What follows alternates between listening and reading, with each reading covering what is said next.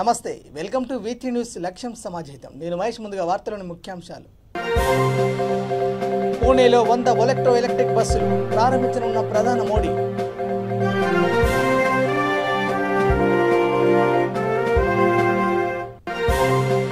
ములుగులో health profile project ప్రారంభించిన మంత్రి. Medical college మంజూరు చేయాలని కోరిన ఎమ్మెల్యే సీతక్క.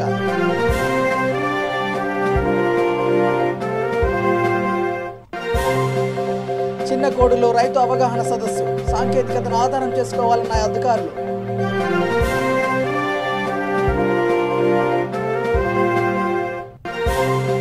కూకట్పల్లిలో సీఎం చిత్రపటానికి పాలాభిషేకం. రాఖీలు కట్టి సంబరాలు చేసుకున్న మహిళలు.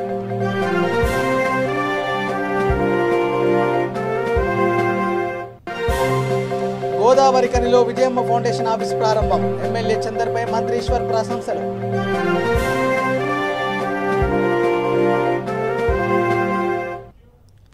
ఇక డీటెయిల్ చూస్తే పూణే పట్టణ రహదారులపై మరో 100 ఎలక్ట్రిక్ బస్సులు నడవనున్నాయి. ప్రధాని మోడీ ఈ ఎలక్ట్రిక్ బస్సులు ఛార్జింగ్ స్టేషన్ను జెండా ఊపి ప్రారంభించనున్నారు. ఇప్పటికే అక్కడ 150 ఎలక్ట్రిక్ బస్సులు విజయవంతంగా నడుస్తున్నాయి. ఎలక్ట్రిక్ మొబిలిటీలో దేశంలోని అగ్రగామిగా కొనసాగుతుంది. ఎలక్ట్రిక్ బస్సులు కాలుష్యరహిత, శబ్దం లేని ఏసీ ప్రయాణం, భద్రతకు పెద్దపీట వేస్తున్నాయి.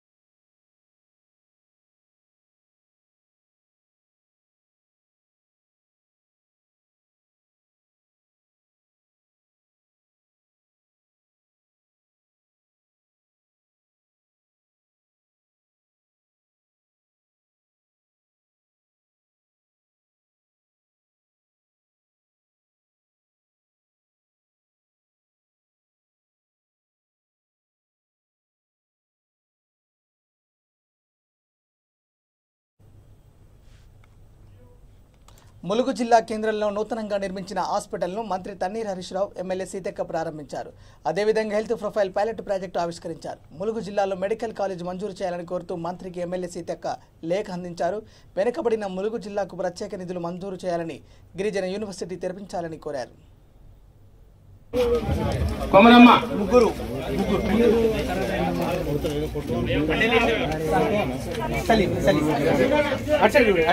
క్షేత్రాల్లో ఉన్న ములుగు జిల్లాకు నిధులు కేటాయించాలని, అభివృద్ధికి కృషి చేయాలని విజ్ఞప్తి చేశారు. కార్యక్రమాన్ని ప్రారంభించడం కోసం ఇచ్చేసినటువంటి పెద్దలు, గౌరవనీయులు రాష్ట్ర ఆరోగ్య శాఖ సోదరి ఎంపీ కవిత గారికి, అదేవిధంగా సోదరులు జెడ్పీ చైర్పర్సన్ గారికి, కలెక్టర్ గారికి, డిహెచ్ఓ గారికి, ఇతర ప్రజాప్రతినిధులకు, అధికారులకు, పత్రికా మీడియా సోదరులకు అందరికీ కూడా పేరు పేరున ఎస్పీ గారికి, ఏఎస్పీ గారికి, ఆర్డీఓ గారికి అందరికీ నమస్కారాలు. ఈరోజు ములుగు అనేది బాగా అటవీ ప్రాంతం, ఏజెన్సీ ప్రాంతాలు, అత్యంత వెనుకబడినటువంటి జీవన ప్రమాణాలతో ఉన్నటువంటి ఆదివాసీలు గాని, ఇతర దళిత గిరిజన వర్గాలు కూడా పెద్ద ఎత్తున ఉన్న దృష్ట్యా జిల్లా రాష్ట్ర సరిహద్దు కూడా, రాష్ట్ర కేంద్రానికి కూడా మారుమూల ప్రాంతంలో ఉంది. కాబట్టి మీరు ఈ యొక్క హెల్త్ ప్రొఫైల్ కింద సెలెక్షన్ చేసినందుకు రాష్ట్ర ప్రభుత్వానికి, అదే విధంగా మంత్రి హరీష్ రావు గారికి ప్రత్యేక ధన్యవాదాలు, నమస్కారాలు తెలియజేస్తా ఉన్నాం. అదే విధంగా ములుగు యొక్క చరిత్ర చూడ ట్రైబల్ జాతర కూడా ఇక్కడే ఉంది, లక్షలాది మంది వస్తూ ఉంటారు.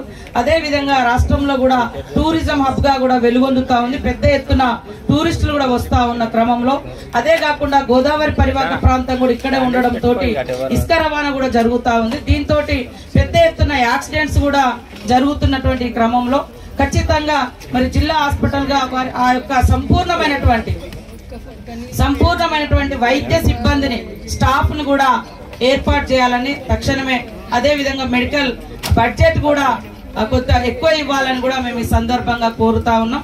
అదే విధంగా ఇవాళ జిల్లా ఆసుపత్రిగా మరి శంకుస్థాపనతో పాటు ఇక్కడటువంటి ప్రత్యేక పరిస్థితులు, అదే విధంగా చుట్టుపక్కల 4-5 నియోజకవర్గాలకు కూడా సెంటర్ గా ఉంది, 2 రాష్ట్రాలకు కూడా సెంటర్ గా ఉంది. టూరిజము, మరి యునెస్కో, మనం అందరం చూసినటువంటి యునెస్కో కూడా ఇక్కడే మా ములుగు ప్రాంతంలోనే ఉంది కాబట్టి రామప్ప టెంపుల్, ఇవన్నింటిని దృష్టిలో పెట్టుకొని మరి మంత్రి గారు అదే విధంగా ముఖ్యమంత్రి గారు ఆలోచించి మా ములుగు మెడికల్ కాలేజీని కూడా త్వరలో ప్రకటించాలని మనస్ఫూర్తిగా వారికి విజ్ఞప్తి చేస్తా ఉన్నాం. అదే విధంగా ట్రైబల్ యూనివర్సిటీ కూడా పూర్తిగా ఇంకా కాలేదు. ఎప్పుడు మాట్లాడినా ఇక సిద్దిపేట జిల్లా చిన్నకోడూరు గ్రామంలో రైతు అవగాహన సదస్సు నిర్వహించారు. ఈ కార్యక్రమానికి ముఖ్య అతిథిగా సిద్దిపేట జెడ్పీ చైర్పర్సన్ రోజా రాధాకృష్ణ శర్మ హాజరయ్యారు. రైతుల శ్రేయస్సు కోసం ముఖ్యమంత్రి కేసీఆర్ అహర్నిశలు పనిచేస్తున్నారని ఆమె కొనియాడారు. రానున్న రోజుల్లో వ్యవసాయం సాగు ప్రశ్నార్థకంగా మారకుండా ఉండాలంటే రైతులు ప్రత్యామ్నాయ పంటల వైపు దృష్టి సారించాలని అన్నారు. వ్యవసాయం చేయడంలో రైతులు అవగాహన లేకుండా ఉండరాదని, ప్రభుత్వం వివిధ సంస్థల ద్వారా వ్యవసాయ విశ్వవిద్యాలయాల ద్వారా అందిస్తున్న సాంకేతికతను ఆధారంగా చేసుకుని వ్యవసాయ అభివృద్ధి కొనసాగించాలని ఆమె సూచించారు. 200 మీటర్ల కదా హైట్ 200 మీటర్ల కదా 200 మీటర్ల మస్తు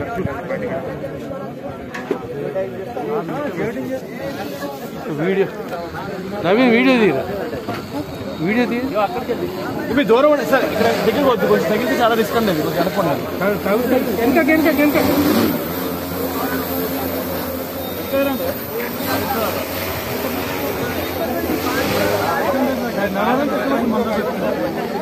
వాళ్ళు తిండనక నిద్రనక పనిచేసి ఈ ప్రాజెక్టుల ద్వారా మనకి రైతులు ఈరోజు నీళ్లు ఉన్నాయి, కరెంట్ ఉన్నాయి. కూడా ఒక దగ్గరికి బొంబాయి కానీ దుబాయ్ కానీ వాళ్ళందరూ కూడా మళ్ళీ రిటర్న్ వచ్చి ఈ రోజు మనం పొలం పక్కనే ఈ విధంగా మీటింగ్ మన తెలంగాణ రాష్ట్ర ప్రభుత్వం అని మనం చెప్పుకోవాలి. నిజంగా ఇంత పచ్చని పైర్లు చూస్తుంటే ఏ ఒక్క 2 ఎకరాలున్న రైతు కానీ ఎకరం పొలం ఉన్న వాళ్ళు కూడా వచ్చి ఈ రోజు దాన్ని సాగు చేసే విధంగా ముందుకు వెళ్తున్నారు. ఎంత లాభం ఉంటుందో అంత నష్టం కూడా ఉంటుందని అంటే మనం లాభ నష్టాలు ఏ పని చేసినా కూడా లాభ నష్టాలని రెండింటిని కూడా బేరీజ్ వేసుకోవాలి. ఈ రోజు అందరం రైతులను కూడా వరి పంట వేస్తే ఇప్పుడు ప్రభుత్వం కొనలేని పరిస్థితికి వచ్చింది. కేంద్ర ప్రభుత్వం కొనమని చెప్తున్నారు. దానికోసం మన ప్రభుత్వం ప్రత్యామ్నాయ పంటల వైపు మన రైతులను మళ్లించే విధంగా ఆయిల్ సీడ్స్ కానీ, పప్పు దినుసులు కానీ, కూరగాయలు కానీ వాటిని పండించుకోవాలి. దేనికైతే డిమాండ్ ఉందో దాన్ని మనం ఉత్పత్తి చేస్తే మన ఆయా రంగాలలో రాణిస్తాం. కనుక ఈ వ్యవసాయ రంగంలో దేనికైతే డిమాండ్ ఉందో దాన్ని పండించుకోవాలని రైతులకి చెప్పడం జరుగుతుంది. దాంట్లో భాగంగానే ఈరోజు ఈ ఎఫ్పిఓలను ఏర్పాటు చేసుకొని వాళ్ళకి అనుకూలంగా ఇన్ని సంస్థల ద్వారా సీడ్స్, అదేవిధంగా వాళ్ళు బిజినెస్ మ్యాన్లుగా తయారు చేయడానికి ఇన్ని సంస్థ వాళ్ళు వచ్చి మీకు అండదండగా నిలబడుతూ మీకు సరైన సలహాలు సూచనలు ఇస్తూ సీడ్ ఇచ్చి వాళ్ళు వెళ్ళిపోలేదు. మనకి 1 ఇయర్. ఇక తెలంగాణ రాష్ట్రం వచ్చాక అనేక సంక్షేమ అభివృద్ధి పథకాలు ఏర్పాటు చేసి దేశానికి ఆదర్శంగా నిలిచిన మహానాయకుడు ముఖ్యమంత్రి కేసీఆర్ అని ఎమ్మెల్యే మాధవరం కృష్ణారావు అన్నారు. కూకట్పల్లి నియోజకవర్గం మూసాపేటలో డాక్టర్ అంబేద్కర్ విగ్రహానికి ఆయన పూలమాలలు వేసి పాలాభిషేకం చేశారు. ముఖ్యమంత్రి కేసీఆర్ చిత్రపటానికి కూడా పాలాభిషేకం చేసి మహిళలందరూ పెద్ద ఎత్తున ముఖ్యమంత్రి కేసీఆర్ చిత్రపటానికి రాఖీలు కట్టి సంబరాలు చేసుకున్నారు. మహిళా దినోత్సవాన్ని పురస్కరించుకొని తెలంగాణ రాష్ట్ర ప్రభుత్వం 3 రోజులు వేడుకలు నిర్వహించడం ఆనందదాయకమని ఎమ్మెల్యే అన్నారు. మహిళల కోసం కేసీఆర్ చేసిన కృషి మరవలేనిదని కార్పొరేటర్ శిరీష బాబురావు కొనియాడారు.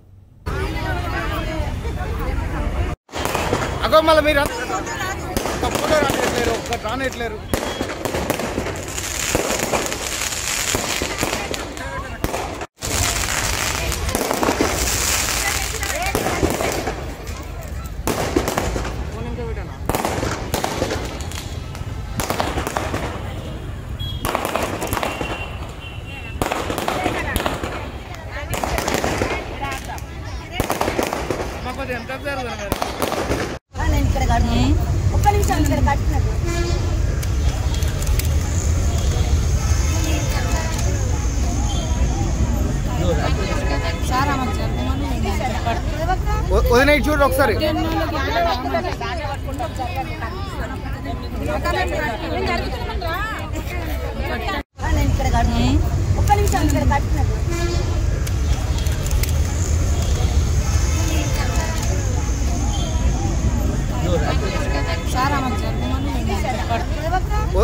చూడండి ఒకసారి.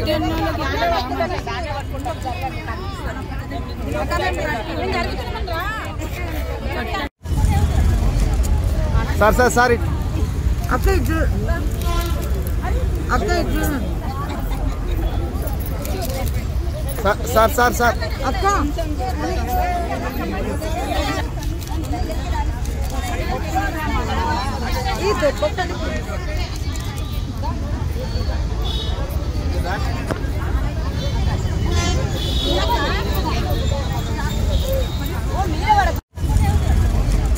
సార్ సార్ సార్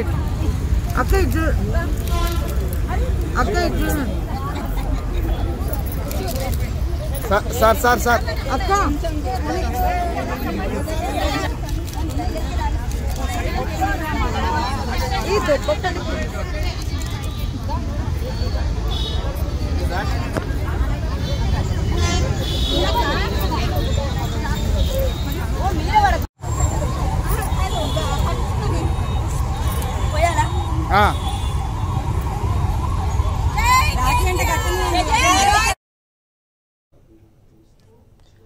మహిళలందరూ ఆర్థికాభివృద్ధి సాధించాలని రాష్ట్ర సంక్షేమ శాఖ మంత్రి కొప్పుల ఈశ్వర్ అన్నారు. గోదావరికని పట్టణంలోని 27వ డివిజన్ బస్టాండ్ కాలనీలో ఎమ్మెల్యే కోరికంటి చంద్ర నేతృత్వంలో ఏర్పాటు చేసిన విజయమ్మ ఫౌండేషన్ ప్రధాన కార్యాలయాన్ని కొప్పుల ఈశ్వర్ ప్రారంభించారు. రామగుండం నియోజకవర్గంలో ఎమ్మెల్యే కోరికంటి చందర్ విజయమ్మ ఫౌండేషన్ ద్వారా 72 మహిళా సాధికారత సెంటర్లను ఏర్పాటు చేసి ఉచితంగా కుట్టు మిషన్ శిక్షణ ఇవ్వడం గొప్ప విషయమన్నారు. శిక్షణ పూర్తి చేసుకున్న మహిళలకు పని కల్పించేందుకు కృషి చేస్తున్నారని చెప్పారు. పేద మహిళలకు స్వయం ఉపాధి కల్పనే విజయమ్మ ఫౌండేషన్ ధ్యేయమని ఎమ్మెల్యే అన్నారు. ఈ కార్యక్రమంలో Ramagundam mayor doctor Bangi Anil Kumar, deputy mayor Nadipelli Abhishek Rao, కార్పొరేటర్లు పాల్గొన్నారు.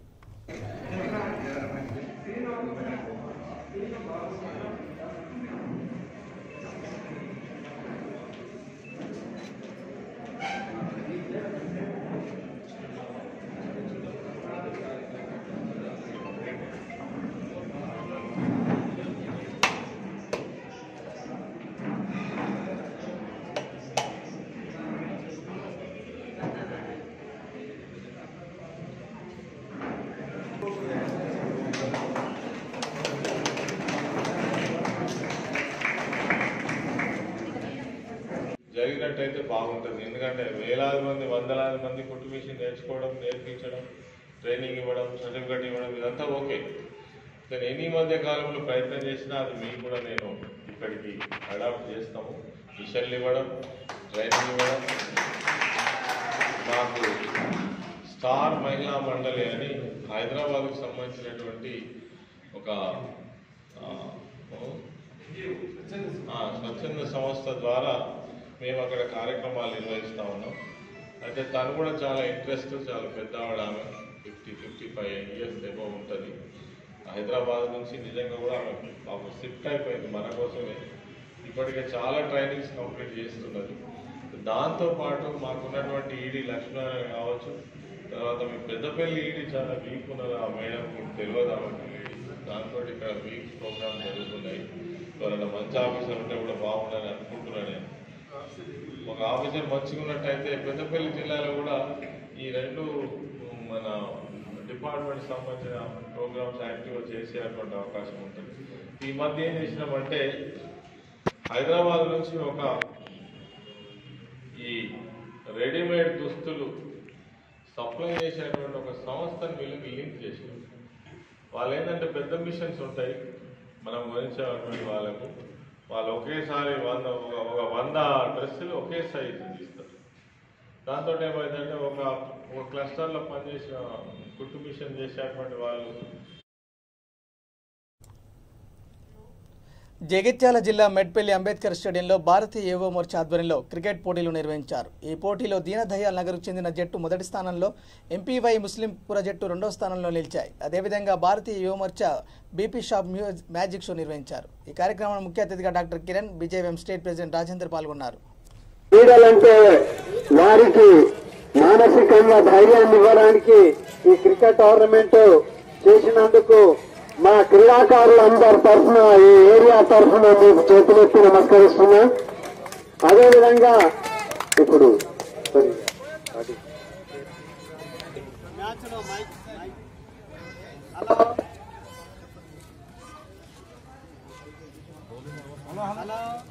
కార్యదర్శిగా ఎన్నికైనటువంటి ఆర్షద్ జీడి నగర్ గారు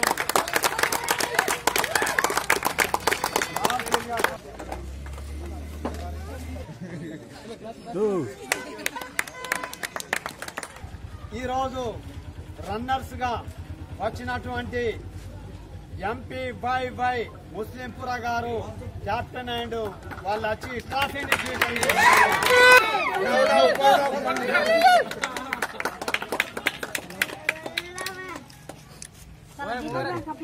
అక్కడనే ఉంటుంది సార్ ఉండండి సార్ ఒక 2 minutes ఇది కూడా ఇచ్చి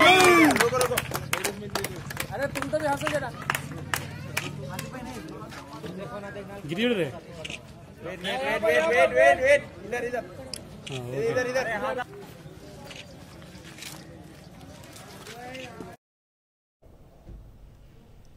ఇక బాసర త్రిబుల్ విద్యార్థుల ఆరోగ్యంతో మెస్ నిర్వాహకులు చెలగాటమాడుతున్నారు. నిర్వాహకులు నిర్లక్ష్యంగా వ్యవహరిస్తూ నాణ్యత లేని ఆహారాన్ని పెడుతున్నారు. మెనూ ప్రకారం చేసిన వంటలో కప్ప కనిపించడంతో ఆందోళన గురి చేస్తుంది. చపాతీ ఆలు కుర్మాలో కప్ప బయటపడ్డ వైనం సోషల్ మీడియాలో సంచలనం రేపుతుంది. అధికారులు గత 2 సంవత్సరాల నుండి మీడియాను క్యాంపస్లోకి అనుమతించకపోవడంతో విద్యార్థులు దీనిపై మీడియా ముందుకు రాలేకపోతున్నారు. ఎట్టకేలకు వైస్ ఛాన్సలర్ అనుమతితో విద్యార్థుల ఆరోగ్య పరిస్థితిపై బాసర ఎలక్ట్రానిక్ మీడియా ప్రతినిధులు క్యాంపస్లోకి వెళ్లారు. ఉన్నతాధికారులు ఇప్పటివరకు స్పందించకపోవడం వారి నిర్లక్ష్యానికి నిదర్శనంగా నిలుస్తుంది. ఆలు కర్రీలో కప్ప వచ్చిందనే వాస్తవం మీడియా ద్వారా వెలుగులోకి వచ్చింది.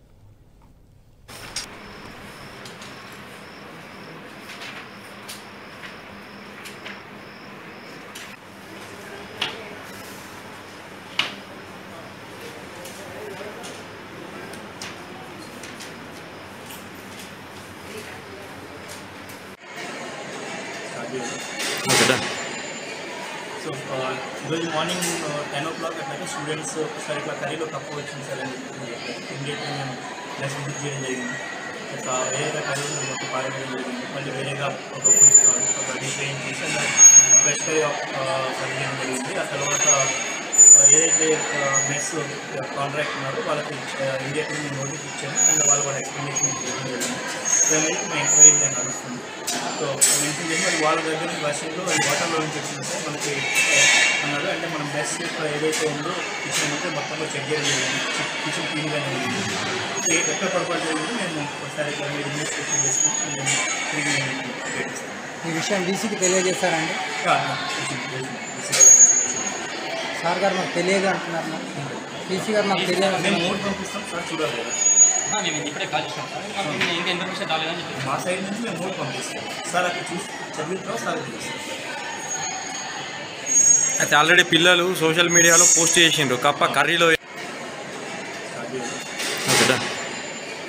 సో ఈరోజు మార్నింగ్ 10 o'clock అట్లాగే స్టూడెంట్స్ సార్ ఇట్లా కర్రీలో కప్పు వచ్చింది సార్ అని ఇమీడియట్గా మేము ప్లస్ విజిట్ చేయడం జరిగింది.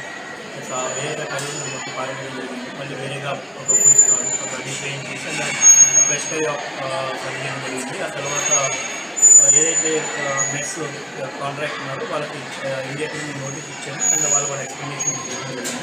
దాని మా ఎంక్వైరీ నేను నడుస్తుంది. సో మెన్షన్ చేసి మరి వాళ్ళ దగ్గర వర్షంలో వాటర్లో నుంచి వచ్చింది సార్ మనకి అన్నారు. అంటే మనం మెస్ ఏదైతే ఉందో కిచెన్ అయితే మొత్తంలో చెక్ చేయడం జరిగింది. కిచెన్ క్లీన్గానే ఉంది. ఎక్కడ పొరపాటు జరిగింది మేము ఒకసారి మీరు ఇన్వెస్టిగేషన్ చేసుకుని మేము తిరిగి ఈ విషయం డీసీకి తెలియజేస్తారండి? సార్ గారు మాకు తెలియదు అంటున్నారు.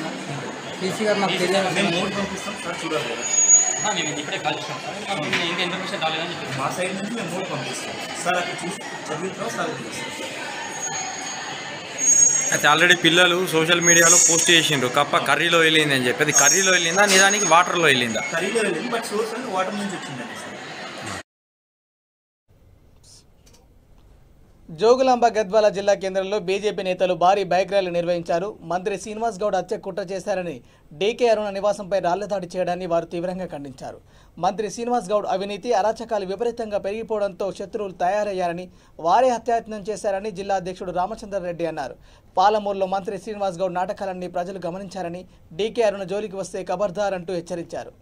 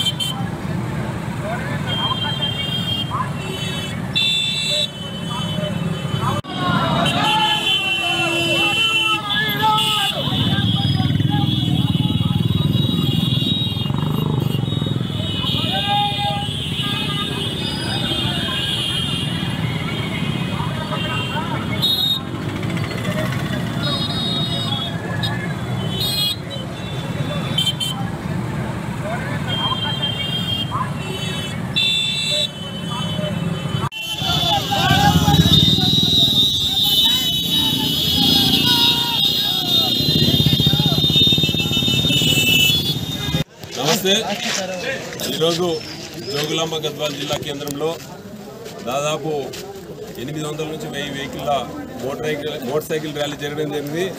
ముఖ్యంగా ఈ యొక్క గత 4-5 రోజుల నుంచి పరిణామాలు చూస్తే టీఆర్ఎస్ పార్టీ ప్రభుత్వం పూర్తిగా నైతికంగా ఓడిపోయింది.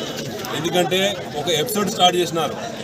ఈ యొక్క మంత్రి శ్రీనివాస్ గౌడ్ని అరెస్ట్ చేయాలి అని భారతీయ జనతా పార్టీ గత 10-15 రోజుల క్రితం గత నెల 23 నుంచి ఆందోళన కార్యక్రమాలు చేస్తే ఆయన ఎన్నికల సందర్భంలో ఆయన ఇచ్చినటువంటి అఫిడవిట్లో లోపాలు ఉన్నాయి, వెంటనే ఆయనపై చర్య తీసుకోవాలని గతంలో చాలాసార్లు ఆయనపై ఆరోపణలు చేశారు. దాన్ని కప్పిపుచ్చడానికి ఈరోజు మీకు తెలుసు గత 4-5 రోజుల నుంచి ఒక కొత్త ఎపిసోడ్ స్టార్ట్ చేసిన టీఆర్ఎస్ ప్రభుత్వం. ఎందుకంటే ఎన్నికల అఫిడవిట్లో తప్పుడు ధృవీకరణగా 2 సార్లు ఇవ్వడం జరిగింది. మొట్టమొదటి అఫిడవిట్ ఎక్కడ పోయిందని భారతీయ జనతా పార్టీ డిమాండ్ చేయడం జరిగింది. దాంట్లో భాగంగా మొన్న జరిగినటువంటి వికారాబాద్ జిల్లా కిష్టమగుల్ల తాండాలో నెలకొన్న శ్రీ గోపాలస్వామి ఆలయానికి చెందిన భూములు కనుమరుగవుతున్నాయి. అక్కడ గోపాలస్వామి విగ్రహాన్ని లేకుండా చేశారు. ఒక గుడి మాత్రమే ఉంది. ఆ ఆలయానికి ఎక్కడెక్కడ ఎన్ని ఎకరాలు ఉన్నాయో ఒక ఎండోమెంట్కు మాత్రమే తెలుసు. ప్రస్తుతానికి పరిగిలో 20 ఎకరాల సాగు అవుతుంది. అదే తరహాలో అన్ని చోట్ల ఆలయ భూములను కబ్జా చేస్తున్నారు. రిజిస్ట్రేషన్ చేయించుకుంటున్నారు, అమ్మకానికి పెడుతున్నారు. ఈ క్రమంలో కొనుగోలు చేసిన ఓ వ్యక్తి రిజిస్ట్రేషన్ చేస్తుండగా నాయకులు అడ్డుకున్నారు. పోలీసులకు ఫిర్యాదు చేశారు. పోలీసులు కేసు నమోదు చేసుకున్నారు. దేవాలయం భూములను కాపాడాలని సంబంధిత అధికారులను కాంగ్రెస్ నాయకులు కోరారు.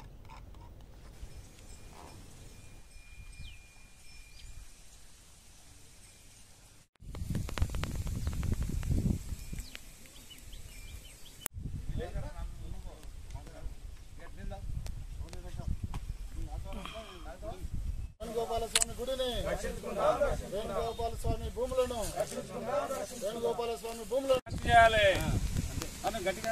కబ్జా చేసిన భూములను కబ్జా చేసిన టీఆర్ఎస్ నాయకులను వెంటనే కాపాడుకుందాం. దేవాలయ భూములను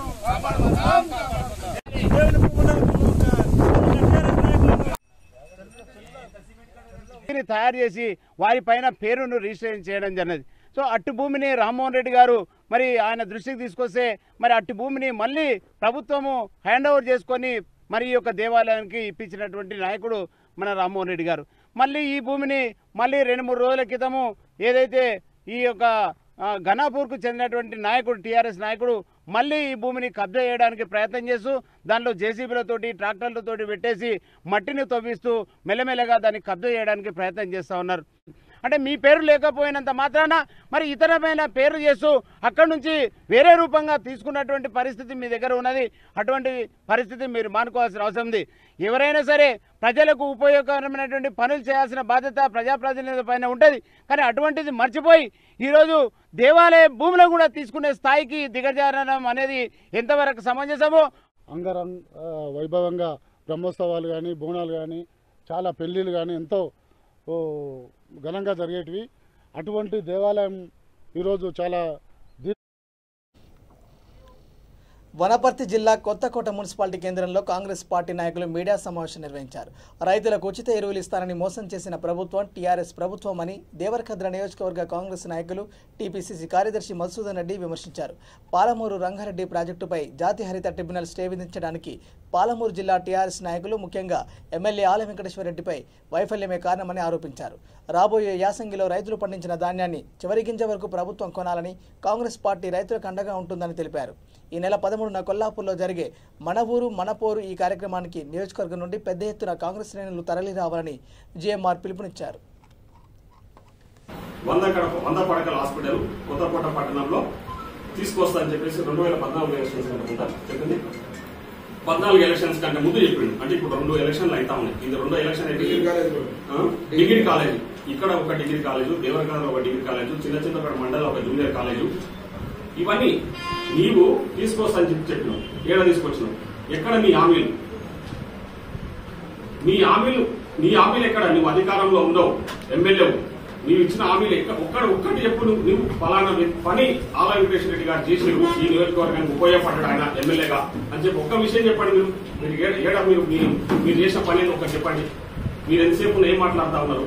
రైతు బంధు తర్వాత ఏంది? నువ్వు చేస్తున్నావు వ్యవహారం ఏంది?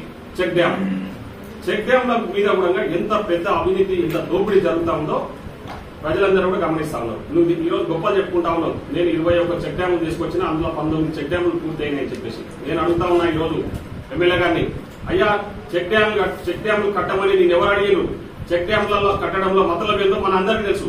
చెక్ డ్యాముల పేరు మీద ఏ విధమైన అవినీతికి పాల్పడ్డావో రాబోయే రోజుల్లో ప్రజలే నిర్ణయిస్తారు. అంటే 2014 నాటి రెండోసారి ఎమ్మెల్యే అయిన తర్వాత ఏ విధంగా ఈ నియోజకవర్గంలో అవినీతికి పాల్పడ్డావో ఇక్కడ ఉన్న ప్రజలకు అందరికీ తెలుసు. ముఖ్యంగా నీ ఎంబడి ఉండేటోళ్ళు, అంటే నీ పార్టీలో ఉండేటోళ్ళు కూడా నీ గురించి చర్చించుకుంటా ఉన్నారు. నీవు ఈరోజు ఏంటంటే నీ అవినీతి నేను ప్రశ్నిస్తున్నందుకు నా మీద అక్కసు వెళ్ళగలుగుతా ఉన్నాను. నేను అడుగుతా ఉన్నా, ఈరోజు రైతు బంధు గురించి మా అయ్యకు వస్తలేదని చెప్తా ఉన్నావు కదా.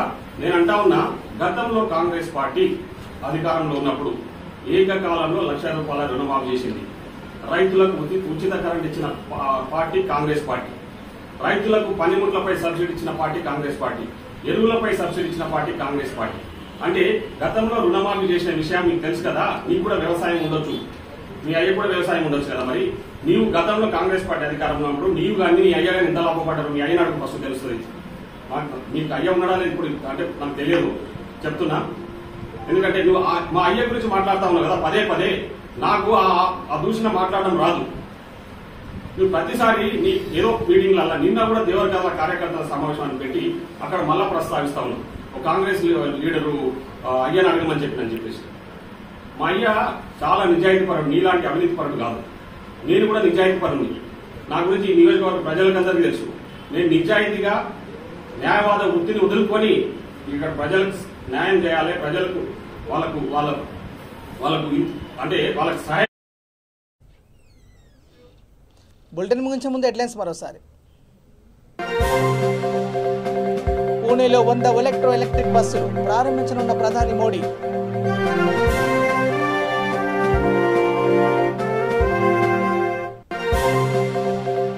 ములుగులో హెల్త్ ప్రొఫైల్ ప్రాజెక్టు ప్రారంభించిన మంత్రి. మెడికల్ కాలేజ్ మంజూరు చేయాలని కోరిన ఎమ్మెల్యే సీతక్క.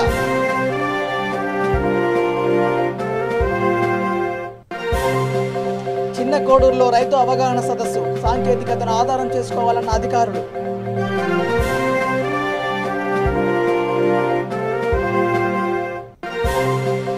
కూకట్పల్లిలో సీఎం చిత్రపటానికి పాలాభిషేకం.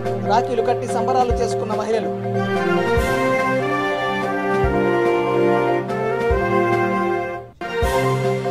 గోదావరి కనిలో విజయమ్మ ఫౌండేషన్ ఆఫీస్ ప్రారంభం. ఎమ్మెల్యే చందర్పై మంత్రి ఈశ్వర్ ప్రశంసలు.